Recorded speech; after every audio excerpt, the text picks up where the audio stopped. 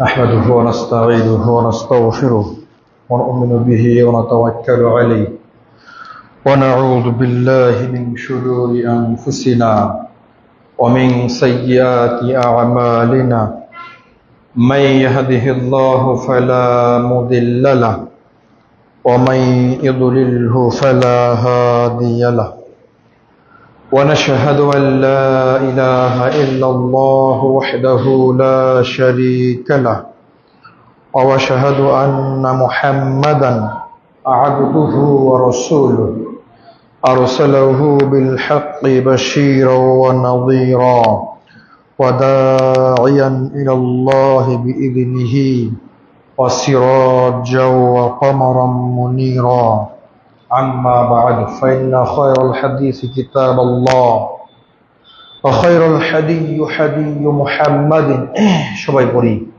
صلى الله عليه وسلم وشر الأمور محدثاتها وكل محدثة بدعة وكل بدعة ضلالة وكل ضلالة في النار فأعوذ بالله من الشيطان الرجيم بسم الله الرحمن الرحيم يا أيها الذين آمنوا لا يسخر قوم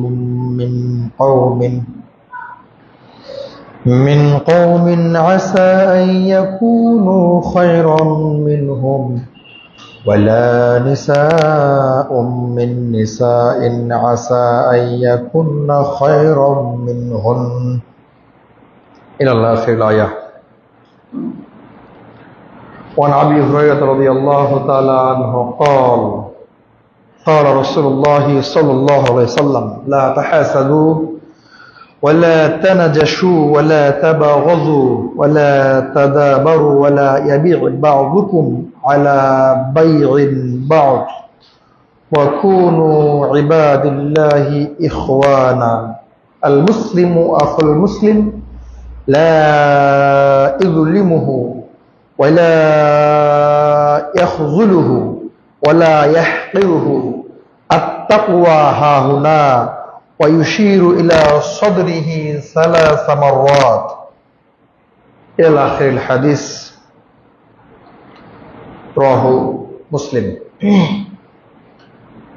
যাবতীয় প্রশংসা, যাবতীয় ফিক্তসানা, যাবতীয় গুণগান সেই মহিয়ান গরিয়ান আল্লাহ সুবহানাহু ওয়া তাআলার জন্য নিবেদিত, যে আল্লাহ সুবহানাহু ওয়া তাআলা প্রতি জুমার ন্যায় সুস্থ শরীর, সুস্থ মস্তিষ্ক, দুনিয়াবি বিভিন্ন রকম কাজ থেকে বিরত রেখে আমাদের সকলকেই পবিত্র মসজিদে প্রবেশ করা তৌফিক দান করেছেন।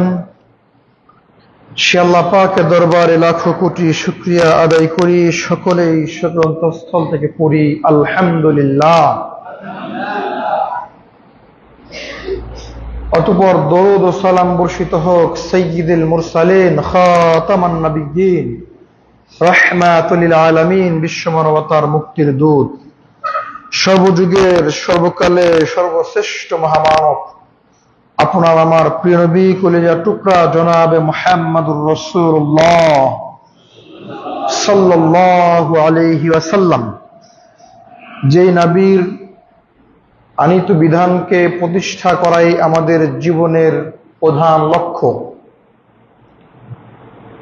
যেই নেতার অনুকরণ করলে আপনার আমার জন্য রয়েছে পরকালীন সফলতা, সে নবীর উপর দরুদ ও সালাম বর্ষিত হোক। সকলে মুহাব্বতের সাথে পড়ি সাল্লাল্লাহু আলাইহি ওয়াসাল্লাম। সম্মানিত উপস্থিতি, সংক্ষিপ্ত ধারাবাহিক খুতবার আলোচনার বিষয় মানুষকে কষ্ট দেওয়ার পরিণতি, পর্ব 3। উল্লেখিত বিষয়ের উপরে তথ্যবহুল প্রামাণ্য আলোচনা পেশ করার চেষ্টা করব ইনশাআল্লাহুল আজিজ। গত 2 জুমায় আমরা আলোচনা করছিলাম মানুষকে কষ্ট দেওয়ার পরিণতি কি হতে পারে। আলোচনাটিকে আমরা দুটি ভাগে বিভক্ত করেছি। তার একটি হলো কথার মাধ্যমে মানুষকে কষ্ট দেওয়া, দ্বিতীয়টি হলো কর্মের মাধ্যমে মানুষকে কষ্ট দেওয়া। কথার মাধ্যমে কষ্ট দেওয়ার অনেকগুলো মাধ্যম আমরা একের পর এক উল্লেখ করার চেষ্টা করছি। আপনাদের মনে করে দেওয়ার জন্য বলছি, কথার মাধ্যমে কষ্ট দেওয়ার 1 নম্বর যে মাধ্যমটি বলছিলাম সেটা হচ্ছে গালি দেওয়া। গালি দিলে মানুষ কষ্ট পায়, এর পরিণতি কি হবে এটা আমরা বলেছি। 2 নম্বরে আমরা বলেছিলাম গীবাত বা পরনিন্দা করা, গীবাত তহমত দেওয়া, এটা করলে মানুষ অন্তর থেকে কষ্ট পায়। এর ইহকাল এবং পরকালের শাস্তির ব্যাপারে আমরা বিস্তারিত উল্লেখ করার চেষ্টা করেছি। 3 নম্বর যেটা আমরা বলছিলাম মানুষকে কষ্ট দেওয়ার 3 নম্বর মাধ্যম হলো চগলখড়ি করা। চগলখড়ি করলে দুনিয়া এবং আখিরাতে কি শাস্তি রয়েছে এটা আমরা গত জুমায় আলোচনা পেশ করেছি। আমরা আজকে 4 নম্বর মাধ্যম নিয়ে কথা বলবো ইনশাআল্লাহুল আজিজ। 4 নম্বর থেকে আমরা শুরু করছি। মানুষকে কষ্ট দেওয়ার 4 নম্বর যে মাধ্যম সেটা হলো মানুষকে মন্দ নামে ডাকা। মানুষকে তার পিতা মাতা আকিকা দেওয়ার মাধ্যমে একটি সুন্দর তার নাম রেখেছে, এই নামকে বাদ দিয়ে বিভিন্ন খারাপ নামে, বিভিন্ন মন্দ নামে মানুষকে ডাকা, এটা মানুষকে কষ্ট দেওয়ার অন্যতম একটি মাধ্যম। আমরা মানুষকে বিভিন্ন নামে ডেকে থাকি উপহাস করে, বিভিন্ন ভাবে মানুষকে কষ্ট দিয়ে মন্দ নামে আমরা ডাকি, অথচ এই ব্যাপারে ডাকতে আল্লাহ সুবহানাহু ওয়া তাআলা সরাসরি নিষেধ করেছেন। মানুষের যে নাম, এই নাম ধরেই মানুষকে ডাকতে হবে, এই কথাই চূড়ান্ত। সূরা হুজুরাত 49 নম্বর সূরার 11 নম্বর আয়াত আল্লাহ তাআলা বলছেন, ওয়ালা তানাবাযু বিল আলকাবি বিইসা ইসম। আল্লাহ সুবহানাহু ওয়া তাআলা বলেন, তোমরা একে অপরের মন্দ নামে, মন্দ লকবে একে অপরকে তোমরা ডেকো না। আল ফুসুক বাদাল ঈমান, বস্তুত ঈমান আনার পরে মন্দ নামে ডাকা হলো স্পষ্ট ফাসিকি কাজ। কেউ যদি কোনো মানুষকে তার নাম বাদ দিয়ে মন্দ কোনো খারাপ নামে ডাকে, তাহলে আল্লাহ সুবহানাহু ওয়া তাআলা বলছেন সে ফাসিকি করলো। তবে আপনি মানুষের গুণবাচক নাম বলে ডাকতে পারেন, যেটা মানুষের প্রশংসনীয় নাম বা প্রশংসনীয় গুণ। কিন্তু আল্লাহ সুবহানাহু ওয়া তাআলা মানুষকে মন্দ নামে, মন্দ লকবে ডাকতে নিষেধ করেছেন। শুধু তাই নয়, আল্লাহ বলছেন ওয়ামান লাম ইয়াতুব, এমন অবস্থায় সে যদি মারা যায় আর যদি তওবা না করে, অর্থাৎ মানুষকে মন্দ লকবে ডেকেছে, কোন মানুষকে মন্দ নামে ডেকেছে আর সে তওবা করেনি, এমন অবস্থায় সে যদি মারা যায়, ফাউলাইকা হুমুজ জালিমুন, তাহলে সে হবে সীমালঙ্ঘনকারী। আর সীমালঙ্ঘনকারীর জন্য কখনো জান্নাত হতে পারে না। তার মানে বোঝা যায় যে মানুষকে মন্দ নামে ডাকা ফাসিকি কাবিরা গুনাহ, যেটা তওবা ব্যতীত ক্ষমা হয় না। অনেক পাপ আছে, পাপ ক্ষমা হয় আমলের মাধ্যমে। অনেক পাপ আছে যেই পাপগুলো ক্ষমা পাওয়ার মাধ্যম হচ্ছে আমল। সুবহানাল্লাহ পড়বেন, আলহামদুলিল্লাহ পড়বেন, আল্লাহু আকবার করবেন, ওযু করবেন, তাসবিহ তাহলিল পড়বেন, সাগীরা পাপগুলো ক্ষমা হয়ে যাবে অটোমেটিক। সালাতে দাঁড়িয়ে যাবেন, সমস্ত পাপগুলোকে আপনার মাথায় ঘাড়ে চাপিয়ে দেওয়া হবে, রুকু দিবেন, পাপগুলো ঝরে পড়ে যাবে, সাগীরা গুনাহ অটোমেটিক পাপ ক্ষমা। কিন্তু যে সমস্ত পাপের জন্য তওবা করতে হবে, তার একটি পাপের নাম হচ্ছে মানুষকে মন্দ লকবে ডাকা, মন্দ নামে ডাকা। এটা এমনি এমনি ক্ষমা হবে না, এর জন্য তওবা করতে হবে।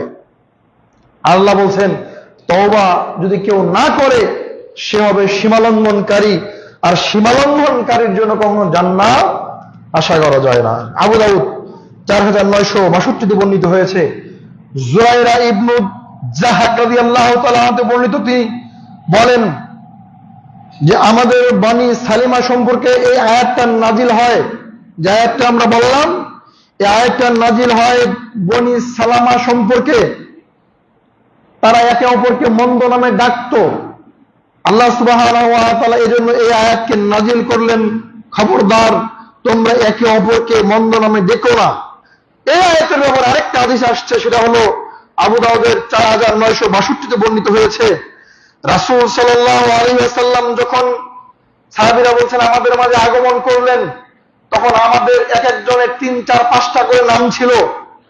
আল্লাহ নবী সাল্লাল্লাহু আলাইহি ওয়াসাল্লাম হে মুখ, এই লকবগুলো দিয়ে মানুষকে ডাকতেন। একজন এসে বলল, আল্লাহর নবী, আপনি যদি এই লকবগুলো দিয়ে তাদেরকে ডাকেন তাহলে তারা অসন্তুষ্ট হয়, তারা কষ্ট পায়। এই কথা বলার সঙ্গে সঙ্গে আল্লাহ সুবহানাহু ওয়া তাআলা এই আয়াতকে নাজিল করে দিলেন, তোমরা একে অপরকে মন্দ নামে ডেকো না। বোঝা যায় মুহাম্মদ সাল্লাল্লাহু আলাইহি সাল্লাম তাদের পূর্বের নাম, তাদের যে নাম ছিল, এই নাম ধরে ডেকেছিলেন, নামটা ছিল হয়তো বা মন্দ। আল্লাহ সুবহানাহু ওয়া তাআলা আল্লাহর নবীর এই প্রেক্ষাপটের উপরে এই আয়াতকে নাজিল করলেন, তোমরা একে অপরকে মন্দ নামে ডেকো না। যদি মন্দ নামে ডাকো আর তওবা না করো তাহলে তোমরা সীমালঙ্ঘনকারী হবে। সম্মানিত উপস্থিতি, মুহাম্মদ সাল্লাল্লাহু আলাইহি সাল্লামকে যদি আল্লাহ এই কথা বলতে পারেন, তার একটা নাম ডাকার কারণে যদি এই আয়াতকে নাজিল করতে পারেন, আমরা একে অপরকে কত খারাপ নামে ডাকি, মানুষকে খেপানোর জন্য, কষ্ট দেওয়ার জন্য কত অশ্লীল ভাষায় মানুষকে ডাকালাগি করি, যা যে ভাষা আমরা মসজিদে প্রয়োগ করতে পারি না। অতএব এই মানুষকে মন্দ নামে ডাকা থেকে বিরত থাকতে হবে।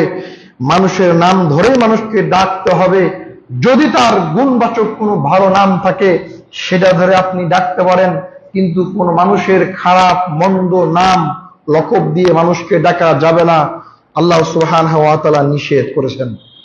এটা মানুষকে কষ্ট দেওয়ার একটা মাধ্যম। মানুষকে যখন আপনি মন্দ নামে ডাকবেন, সে অন্তর থেকে কষ্ট পাবে, আর সে অন্তর থেকে যখন কষ্ট পাবে আপনি হবেন সীমালঙ্ঘনকারী, জাহান্নামী। সম্মানিত উপস্থিতি, 5 নম্বরে আসেন। মানুষকে কষ্ট দেওয়ার 5 নম্বর যে মাধ্যম, সেটা হচ্ছে মানুষকে উপহাস করা। কোন মানুষ স্বয়ং সম্পূর্ণ নয়, সবারই কোনো না কোনো দিক দিয়ে দুর্বলতা থাকে, কিন্তু মানুষকে যদি এই দুর্বলতা নিয়ে উপহাস করা হয়, এতে আল্লাহ সুবহানাহু ওয়া তাআলা সন্তুষ্ট হয়ে যান, ওই মানুষ কষ্ট পায়, আর এই কষ্ট পাওয়ার দরুন আল্লাহ সুবহানাহু ওয়া তাআলা আপনাকে জাহান্নামে প্রবেশ করাতে পারেন। মহান আল্লাহ বলেন সূরা হুজুরাত 49 নম্বর সূরার 11 নম্বর আয়াতে আল্লাহ বলছেন, ইয়া আইয়ুহাল্লাযীনা আমানু, হে ঈমানদারগণ, লা ইয়াসখারু কওমুন মিন কওমিন আসা ইয়াকুনা খায়রাম মিনহুম, তোমরা এক কওম অন্য কোন কওমকে, এক সম্প্রদায় অন্য কোন সম্প্রদায়কে উপহাস করো না, কারণ তোমরা যে উপহাস করছো তারা তোমাদের চাইতে উত্তম হতে পারে। এক সম্প্রদায় আরেক সম্প্রদায়কে যে উপহাসটা করবে, আল্লাহ তাআলা বলছেন তুমি যে উপহাসটা করছো, যেই সম্প্রদায়কে উপহাস করছো ওই সম্প্রদায় তোমাদের চাইতে উত্তম হতে পারে। অতএব তোমরা কোন সম্প্রদায়কে উপহাস করো না। এরপরে আল্লাহ সুবহানাহু ওয়া তাআলা এখানে নারীদের কথা টেনে এনেছেন, কারণ নারীরা এই কাজটা বেশি করে থাকে, নারীদের ভিতরে এই গুণটা বেশি পাওয়া যায়, এই খারাপ দিকটা বেশি পাওয়া যায়। এজন্য আল্লাহ সুবহানাহু ওয়া তাআলা বলছেন, ওয়ালা নিসাউ মিন নিসাইন আসা ইয়াকুননা খায়রাম মিনহুন্না, ও নারীরা তোমরা একে অপরকে উপহাস করো না, কারণ তুমি যেই নারীকে উপহাস করছো ওই নারী তোমার চাইতে উত্তম হতে পারে। আল্লাহ সুবহানাহু ওয়া তাআলা নারীদেরকে ডেকে বলে দিলেন এই কথা, হে নারী জাতি, তোমরা জেনে রাখো তোমরা অন্য কোন নারীকে উপহাস করো না, কারণ যে নারীকে তোমরা উপহাস করছো এই নারী তোমার চাইতে উত্তম হতে পারে। অতএব কোন জাতি, কোন কওম, কোন সম্প্রদায় অন্য কোন সম্প্রদায়কে উপহাস করতে পারে না, কোন মানুষ অন্য কোন মানুষকে উপহাস করতে পারে না। কারণ উপহাস যাকে আপনি করবেন আল্লাহর নিকটে সে ব্যক্তি প্রিয় হতে পারে, আর ওই ব্যক্তি যদি আল্লাহর কাছে প্রিয় হয়ে যায় আপনি আল্লাহর কাছে নিকৃষ্ট বান্দা হিসেবে পরিগণিত হবেন। সম্মানিত উপস্থিতি, এজন্য আমরা বলছিলাম মানুষকে কষ্ট দেওয়ার একটা মাধ্যম হচ্ছে মানুষকে উপহাস করা। 6 নম্বরে আসেন, মানুষকে কষ্ট দেওয়ার 6 নম্বর যে মাধ্যম সেটা হচ্ছে মানুষকে তুচ্ছ জ্ঞান করা। কোন মানুষকে তুচ্ছ জ্ঞান করলে বা হেই ভাবলে, হেই প্রতিপূর্ণ করলে মানুষ অন্তর থেকে কষ্ট পায়। এই কাজ থেকে রাসূল সাল্লাল্লাহু আলাইহি ওয়াসাল্লাম নিষেধ করেছেন। এর অশুভ পরিণতি আল্লাহ সুবহানাহু ওয়া তাআলা এবং মুহাম্মদ সাল্লাল্লাহু আলাইহি ওয়াসাল্লাম বিশদভাবে বর্ণনা করেছেন। মানুষকে তুচ্ছ জ্ঞান করা যাবে না, হেই ক্ষতিপূর্ণ করা যাবে না। হতে পারে সে গরিব, আপনার অনেক অর্থ, অনেক টাকা, তাই বলে আপনি গরিব মানুষকে হেই করে চলবেন, অহংকার বশত মানুষকে তুচ্ছ জ্ঞান করবেন। এটা করলে আল্লাহ সুবহানাহু ওয়া তাআলা আপনার উপর অসন্তুষ্ট হয়ে যাবেন। ওই মানুষ গরিব হওয়ার কারণে সে যদি তাকে কষ্ট দেন আপনি কথার মাধ্যমে, তাকে তুচ্ছ জ্ঞান করার মাধ্যমে, হেয় প্রতিপূর্ণ করার মাধ্যমে, তাহলে আল্লাহ সুবহানাহু ওয়া তাআলা তার অন্তর থেকে যেই একটা অভিশাপ আপনার আসবে, এই অভিশাপের মাধ্যমে আল্লাহ সুবহানাহু ওয়া তাআলা আপনাকে ধ্বংস করতে পারেন। সম্মানিত উপস্থিতি, আবু হুরায়রা রাদিয়াল্লাহু তাআলা আনহু বলেন, রাসূল সাল্লাল্লাহু আলাইহি ওয়াসাল্লাম বলেছেন, লা তাহাসাদু, তোমরা পরস্পর হিংসা করো না, ওয়ালা তানাদাসু, পরস্পর ধোঁকাবাজি করো না, ওয়ালা তাবাগযু, পরস্পর বিদ্বেষ পোষণ করো না, ওয়ালা তাতাবারু, একে অপরের ক্ষতি করার উদ্দেশ্যে অগোচরে শত্রুতা করো না। আল্লাহ নবী সাল্লাল্লাহু আলাইহি ওয়াসাল্লাম একাধারে 4টি কথা বললেন। তোমরা পরস্পর হিংসা করো না, ধোঁকাবাজি করো না, বিদ্বেষ পোষণ করো না, এবং একে অপরের ক্ষতি করার উদ্দেশ্যে অগোচরে শত্রুতা করো না, গোপনে শত্রুতা করো না। আল্লাহ নবী সাল্লাল্লাহু আলাইহি ওয়াসাল্লাম নিষেধ করলেন। তারপর তিনি বলছেন, ওয়ালা ইয়াবিউ বা'যুকুম আলা বাইন বা'য, একে অপরের উপর বিক্রয়ের ক্ষেত্রে তোমরা প্রাধান্য দিও না। অর্থাৎ একটা পণ্য বিক্রি করার জন্য কেউ দামাদামি করছে, তার সাথে দামাদামি শেষ হয় নাই, আপনি আপনার টাকা বেশি, আপনি গিয়ে ওর দামাদামির উপরে দাম দিয়ে যে পণ্যটা কিনে নিলেন, আল্লাহ সাল্লাল্লাহু আলাইহি ওয়াসাল্লাম এটা নিষেধ করেছেন। আগে তার সাথে দামাদামি হবে, যদি সে পণ্যটা ক্রয় করতে না পারে তাহলে পরবর্তী গিয়ে আপনি দামাদামি করতে পারেন। কিন্তু আমাদের সমাজে দেখা যায়, বিশেষ করে বাজারগুলোতে দেখা যায়, একটা পণ্য বিক্রির মাধ্যমে 10টা দালাল লাগিয়ে দেওয়া হয়। অদেরই পণ্য, একজন এসে বলছে এত টাকা, আরেকজন বলছে এত টাকা। এই যে চক্র আকারে মানুষকে ঠকানো হয়, এদের জন্য জান্নাত হারাম, এরা কখনো জান্নাত যেতে পারবে না। বিশেষ করে গরুর হাট, ছাগলের হাট, এই সমস্ত হাটগুলোতে দেখবেন চক্র আকারে পণ্যর দাম বৃদ্ধি করা হয়। সাধারণ কোনো মানুষ গিয়ে কোন একটা গরু বা ছাগল কিনবে এই সাধ্য হয় না। আল্লাহ নবী সাল্লাল্লাহু আলাইহি ওয়াসাল্লাম নিষেধ করেছেন, সরাসরি নিষেধ করেছেন। তারপর তিনি বলছেন, ওয়াকুনু ইবাদিল্লাহি ইখওয়ানা, আর তোমরা পরস্পর ভাই ভাই হয়ে যাও, তোমরা পরস্পর ভাই ভাই হয়ে যাও। আল মুসলিমু আখুল মুসলিম, এক মুসলিম অপর মুসলিমের ভাই, লা ইয়াজলিমুহু, আল্লাহ নবী সাল্লাল্লাহু আলাইহি ওয়াসাল্লাম বলছেন কোন মুসলিম কোন মুসলিমের উপর কোনো অত্যাচার করতে পারে না। কোন মুসলিম লা ইয়াজলিমুহু, কোন মুসলিমের প্রতি অত্যাচার করতে পারে না। ওয়ালা ইয়াখযুলুহু, কোন মুসলিম কোন মুসলিমকে অপদস্থ করতে পারে না। ওয়ালা ইয়াহকিরুহু, কোন মুসলিম কোন মুসলিমকে হেয় প্রতিপন্ন করতে পারে না। আর তাকওয়া হাওনা, তাকওয়া হচ্ছে এখানে আল্লাহর ভয়, এখানে ওয়াইশিরু ইলা সাবরি সালাসা মাররাত, আল্লাহ নবী সাল্লাল্লাহু আলাইহি ওয়াসাল্লাম তার হাত দ্বারা তিনবার এখানে ইশারা দিয়ে বলে দিলেন, তাকওয়া এখানে, তাকওয়া এখানে, তাকওয়া এখানে। অতএব তোমরা কোন মুসলিমকে হেয় প্রতিপন্ন করো না, কোন মুসলিমের অত্যাচার করো না, কোন মুসলিমের সাথে অন্যায় আচরণ করো না, কোন মুসলিমকে কষ্ট দিও না, কারো দামের উপর অন্য কেউ দাম বলিও না, কারো সাথে কারো শত্রুতা পোষণ করো না, কারো সাথে কারো হিংসা করো না, হিংসা বিদ্বেষ থেকে তোমরা দূরে থাকো। এতগুলো কথা বলার পরে আল্লাহ নবী বলছেন তাকওয়া হাহুনা, তাকওয়া থাকে এখানে। তিনবার তিনি ইশারা দিয়ে দেখিয়ে দিলেন তাকওয়া এখানে। তাকওয়া লেবাসে নয়, তাকওয়া টুপিতে নয়, তাকওয়া সুন্দর পরিচ্ছদে নয়, তাকওয়া সুন্দর পোশাকে নয়, তাকওয়া অন্তরের ভেতরে, অন্তর যদি তাকওয়ায় পরিপূর্ণ থাকে, আমার দ্বারা কোনো মুসলিম ভাই আঘাতপ্রাপ্ত হতে পারে না। আমি কোন মুসলিমের উপর বিদ্বেষ পোষণ করতে পারি না, আমি কোন মুসলিমের উপর অহংকার করতে পারি না, আমি কোন মুসলিমকে কষ্ট দিতে পারি না, আমি কোন মুসলিমকে হে প্রতিপন্ন করতে পারি না। যদি করি আমার তাকওয়া নাই। আল্লাহ নবী এটাই বলছেন। তাকওয়া অন্তরের ভিতরে থাকবে, তাকওয়া বুকের ভিতরে থাকবে, আল্লাহর ভয়টা এখান থেকে সৃষ্টি হবে। যদি আল্লাহর ভয় আপনার এখান থেকে সৃষ্টি হয়, অটোমেটিক ভাবে আপনি কোন মুসলিম ভাইকে ঠকাবেন না, আপনি আপনার ভাইকে ঠকাবেন না, আপনি আপনার মাকে আপনার বাবাকে ঠকাবেন না, আপনি অন্যায় ভাবে কারো উপর চড়াও হবেন না, অন্যায় ভাবে কাউকে থাপ্পড় মারবেন না, কারো উপর জুলুম করবেন না। কারণ আমার তাকওয়া অন্তরের ভিতরে, যখন আমি এটা করতে যাব আমার তাকওয়া আমাকে বাধা দিবে। কারণ আমি আল্লাহকে ভয় করি, আমার দুনিয়া চিরস্থায়ী নয়, আমি আজ মরলেই। তাকওয়া যদি আমার অন্তরে না থাকে, আমাকে জাহান্নামের অধিবাসী হতে হবে, যার শাস্তি অতীব ভয়াবহ। এই জন্য আল্লাহ নবী সাল্লাল্লাহু আলাইহি ওয়াসাল্লাম তিনবার ইশারা দিয়ে বললেন, তাকওয়া এখানে থাকে, তাকওয়া বুকে থাকে, তাকওয়া এখানে থাকে। অতএব তোমরা এই সমস্ত কাজ থেকে বিরত থাকো। এরপর তিনি বলছেন, বিহাসবিন মিনাশ শাররি আইয়াহতিরা আখাল মুসলিম কুল্লু মুসলিমিন। আল্লাহ নবী সাল্লাল্লাহু আলাইহি ওয়াসাল্লাম এবার তিনি বলছেন, একজন মানুষের মন্দ হওয়ার জন্য এতটাই যথেষ্ট, এতটুকুই যথেষ্ট সে তার ভাইকে হেয় প্রতিপন্ন করে। একজন মুসলিম মন্দ হওয়ার জন্য, খারাপ হওয়ার জন্য, আল্লাহর অসন্তুষ্ট বান্দা হওয়ার জন্য এতটুকুই যথেষ্ট যে অপর সে মুসলিম ভাইকে হেয় প্রতিপন্ন করে, ছোট মনে করে, তার ভাইকে, তার মুসলিম ভাইকে আপনার খারাপ চোখে দেখে, অহংকার বশত তাকে হেয় প্রতিপন্ন করে। একজন মুসলিম খারাপ হওয়ার জন্য এতটুকুই যথেষ্ট। সালাত, সিয়াম, হজ, যাকাত ইত্যাদি সব মাফ। একজন মুসলিম ভালো হওয়ার জন্য এতটুকু যথেষ্ট, মুসলিম ভাইদের সাথে সুন্দর আচরণ করবে, ভালোভাবে কথা বলবে, তাদের সহযোগিতা করবে, হিংসা বিদ্বেষ পোষণ করবে না, ও ভালো মুসলিম। এটা যে করবে, ওই ব্যক্তি সালাত আদায় করবে, ওই ব্যক্তি সিয়ামও আদায় করবে, কারণ তার তাকওয়া আছে এখানে, আল্লাহকে ভয় করে আল্লাহর প্রত্যেকটা বিধান সে মেনে নিবে।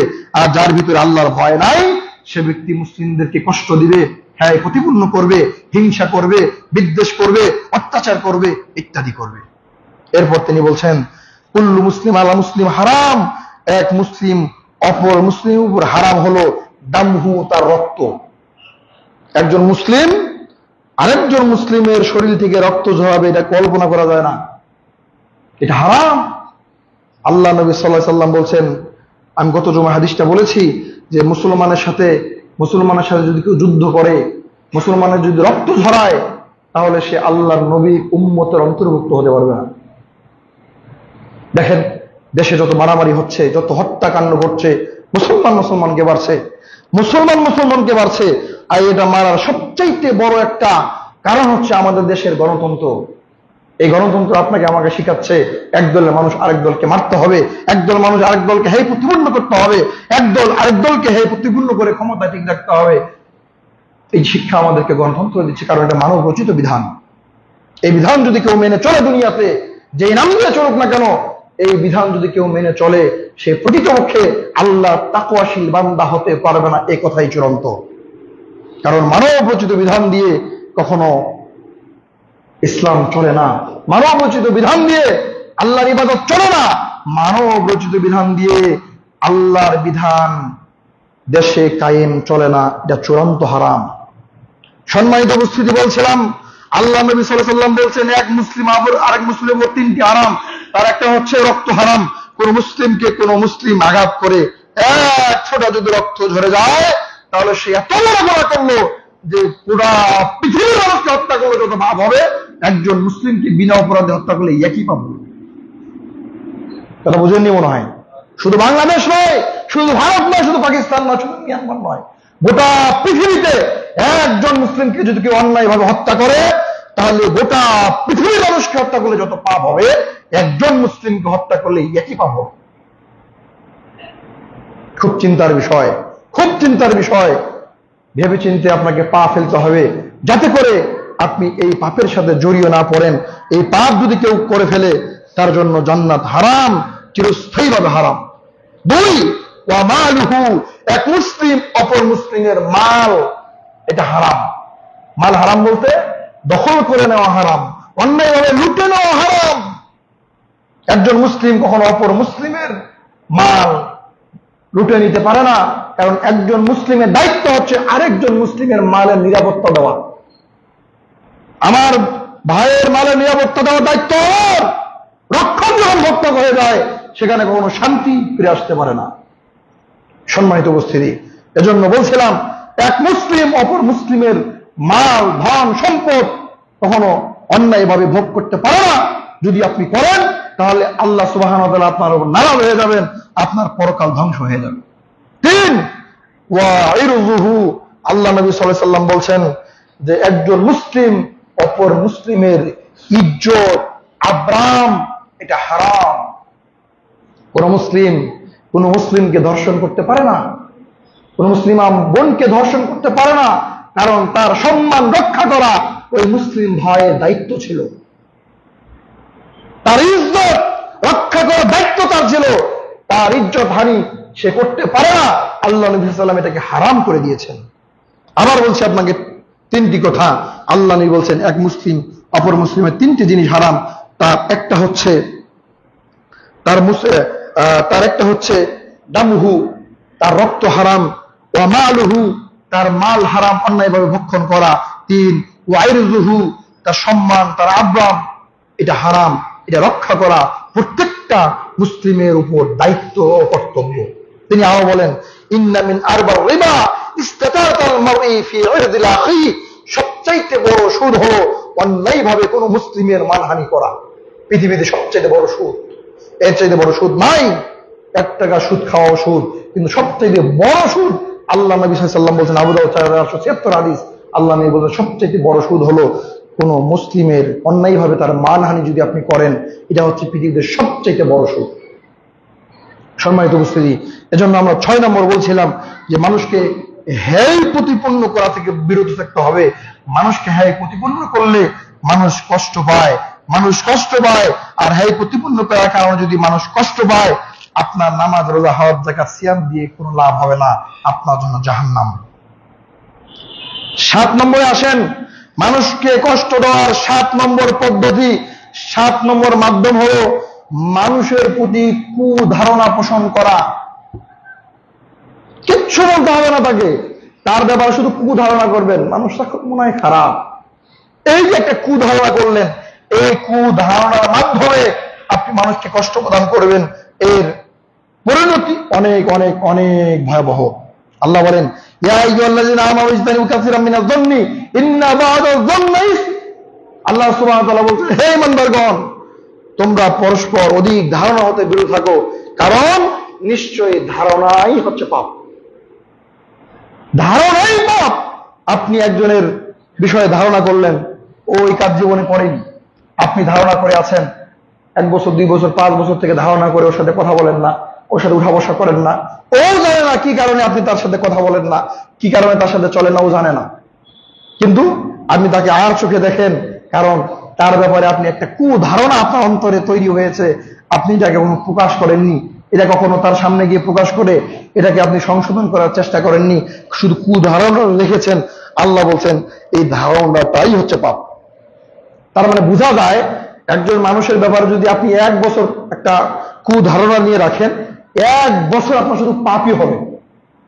কথা বুঝাতে পারি নাই মনে হয়। মানে এই ধারণাটা, এই খারাপ ধারণাটা আপনার অন্তরে যতদিন লালিত পালিত হবে ততদিন শুধু পাপই হবে। অতএব মানুষের নিকট মানুষের ব্যাপারে কখনো কুধারণা করবেন না, কখনো খারাপ ধারণা করবেন না। যদি অন্তরে কিছু সৃষ্টি হয়ে যায় তার সাথে সরাসরি কথা বলবেন। আপনি কথা বললে দেখতে পাবেন যে আপনি এটাকে ভেবে যত দূর নিয়ে গেছেন আসলে বিষয়টা এত বড় না। সম্মানিত উপস্থিতি, উম্মুল মুমিনিন সাফিয়া রাদিয়াল্লাহু তাআলা বর্ণনা করেন যে একদা তিনি রমাদানের শেষ দশকে, দেখেন আল্লাহর নবীর স্ত্রীর একটা ঘটনা শোনাই, কুধারণাটা কি জিনিস একটু শোনাই। সাফিয়া রাদিয়াল্লাহু তাআলা আনহা তিনি আল্লাহর নবীর নিকটে আসলেন। আল্লাহর নবী এমত অবস্থায় ইতিকাফে ছিলেন, রমজান মাসের শেষের দশকে ইতিকাফে ছিলেন আল্লাহর নবী। এমত অবস্থায় সাফিয়া রাদিয়াল্লাহু তাআলা আনহা আল্লাহর নবীর স্ত্রী আল্লাহর নবীর নিকটে আসলেন, আল্লাহর নবীর সাথে কিছুক্ষণ কথাবার্তা বললেন, বলার পর এবার সাফিয়া রাদিয়াল্লাহু তাআলা আনহা বাড়িতে ফিরে যাবেন। সাফিয়া রাদিয়াল্লাহু তাআলা দাঁড়ালেন, আল্লাহর নবীও দাঁড়ালেন। আল্লাহ নবী সাল্লাল্লাহু আলাইহি ওয়াসাল্লাম তাকে উম্মে সালামা রাদিয়াল্লাহু আনহার গৃহ সংলগ্ন রাস্তায় একটু এগিয়ে দিতে গেলেন। এমত অবস্থায় দুইজন আনসারী সেদিক দিয়ে আসছিল, দুইজন আনসারী সাহাবী সেদিক দিয়ে আসছিল, সাহাবী যাদের অন্তরে কখনো এটা কল্পনা করা যায় না, ওই দুইজন সাহাবী আসছিল। আল্লাহ নবী সাল্লাল্লাহু আলাইহি সাল্লাম তাদেরকে তার উভয় আল্লাহ নবীকে সালাম দিলেন, আল্লাহ সালামের জবাব দিলেন। সালাম জবাব দেওয়ার পর আল্লাহ নবী সাল্লাম বললেন, থামো থামো থামো, তোমরা এখানে থেমে যাও, আমি তোমাদেরকে কথা বলি। কি? ইনি হচ্ছে আমার স্ত্রী সাফিয়া, এটা হচ্ছে আমার স্ত্রী সাফিয়া, আমার সাথে দেখা করতে আসছিল, আমি তাকে একটু এগিয়ে দিচ্ছি। এবার সাহাবীরা বলছেন, সুবহানাল্লাহ, আস্তাগফিরুল্লাহ, আল্লাহ নবী আপনি কি বলেন, আল্লাহ নবী আপনি কি বলেন, আমরা কি আপনার ব্যাপারে খারাপ ধারণা করতে পারি? তখন আল্লাহ নবী সাল্লাল্লাহু আলাইহি ওয়াসাল্লাম বলছেন, শয়তান মানুষের শিরায় শিরায় চলাচল করে, মানুষের শিরায় শিরায় শয়তান চলাচল করে। আমি চাচ্ছিলাম না যে শয়তান তোমাদের অন্তরে কোনো কুমন্ত্রণা তৈরি করে দেয় যে আল্লাহ নবীর নিকটে এসেছিল এটা কোন মহিলা, এটা যেন তৈরি না করে, তার আগেই আমি তোমাদেরকে বলে দিলাম এটা আমার স্ত্রী। আপনি এখনো মনে বুঝতে পারেননি কথা। আল্লাহ নবীর স্ত্রী আল্লাহ নবীর সাথে কথা বলতে এসেছেন, তিনি চলে যাচ্ছেন, সাহাবীরা দেখে ফেললেন যে একজন নারীর সাথে আল্লাহ নবী যাচ্ছেন, হাঁটছেন। তারা যদি অন্তরে এটা ভাবে আল্লাহ নবীর সাথে কে মহিলা, কারণ সাথে পর্দা অবস্থায় আছে, এটা অন্তরে কল্পনা যেন করতে না পারে, মানে এই ধারণা যেন অন্তরে নিতে না পারে, কারণ নিলেই তো পাপ হবে। এই জন্য আল্লাহ নবী আগে বলছেন, ও সাহাবীরা এটা আমার স্ত্রী। তখন সাহাবীরা বলছেন, সুবহানাল্লাহ, আস্তাগফিরুল্লাহ, আল্লাহ নবী আপনি কি বলেন, আমরা কি এই বিষয়ে কিছু ভাববো? আল্লাহ রাসূল সাল্লাল্লাহু আলাইহি ওয়াসাল্লাম বললেন, শয়তান মানুষের রক্তের শিরায় শিরায় প্রবেশ করে, মানুষের এই শয়তানের ধোঁকায় পড়ে কুধারণা অন্তরে লালন পালন করে। অতএব আমি চাচ্ছিলাম যাতে করে শয়তান এই ধারণাটা তোমাদের ভিতরে দিতে না পারে। আর আপনি একজনের ব্যাপারে কত কুধারণা করে বসে আছেন, বছরের পর বছর চলে যাচ্ছে, ভাইয়ের সাথে কথা বলেন না কেন? একজন রাস্তায় দাঁড়িয়ে আপনাকে একদিন বলেছিল তোমার ভাই তোমার ব্যাপারে এই কথা বলেছে, এই যে তার ব্যাপারে আপনি ধারণা নিলেন, 1 বছর 2 বছর সারা জীবন চলে যায়, ভাইয়ের দিকে তাকায় না, তাকালে ওই কথা মনে পড়ে যায়, অথচ ভাইয়ের কাছে গিয়ে একদিন জিজ্ঞাসা করলো না ভাই এই কথা বলেছে কিনা। 2 ভাইয়ের মাঝে শত্রুতা বাঁধানোর জন্য 3য় পক্ষের লোক একজন একটা কথা বলে দিল, এই কথা নিয়ে সারা জীবন একে অপরের সাথে মন কালাকালি করে চলছে, কেউ কোনোদিন এই ধারণা থেকে বেরিয়ে আসতে পারেনি। সহিহ বুখারী 2035 8 নম্বর। আচ্ছা, আমরা আলোচনা বেরাচ্ছি না, যেহেতু সময় আমাদের শেষ। সম্মানিত উপস্থিতি, আমরা আলোচনা করছিলাম মানুষকে কষ্ট দেওয়ার পরিণতি, বিষয়টা মনে আছে আপনাদের? মানুষকে কষ্ট দেওয়ার পরিণতি, এই কষ্ট 2 ভাবে দেওয়া যায়, একটা কথার মাধ্যমে, একটা কাজের মাধ্যমে। কথার মাধ্যমে কষ্ট দেওয়ার অনেকগুলো মাধ্যম আছে, তার 7 নম্বর মাধ্যম আজকে আমরা উল্লেখ করলাম। আগামী জুমা ইনশাআল্লাহ 8 নম্বর থেকে আমরা আলোচনা পেশ করার চেষ্টা করব। আল্লাহ সুবহানাহু ওয়া তাআলা যেন এই পর্যন্ত যে আলোচনাগুলো হয়েছে মানুষকে কষ্ট দেওয়ার ব্যাপারে, আল্লাহ তাআলা যেন এই বিষয়গুলো থেকে আমাদেরকে বেঁচে থাকার তৌফিক দান করেন। সকলে বলি আল্লাহুম্মা আমিন।